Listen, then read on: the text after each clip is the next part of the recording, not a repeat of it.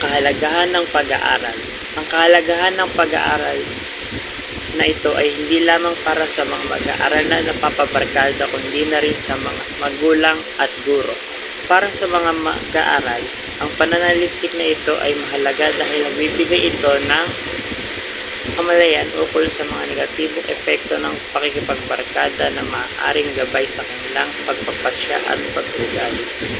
Para sa mga magulang, ang pag-aaral ay nagbibigay ng kamalayan sa kanilang anak at nagbibigay ng mga ideya kung paano nila mapapatnubay ng tama ang kanilang anak sa gitna ng mga epekto ng pakikipagbarkada.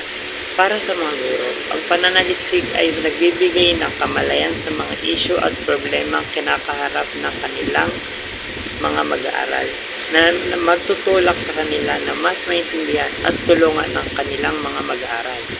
Para sa susunod na mananaliksik, ang pag-aaral na ito ay magbibigay ng impormasyon at ideya sa mga epekto ng pakikipagbarkada ng mga mag-aaral na maaaring maging gabay sa kanilang mga sariling pananaliksik at pag-unawa sa larangan na ito.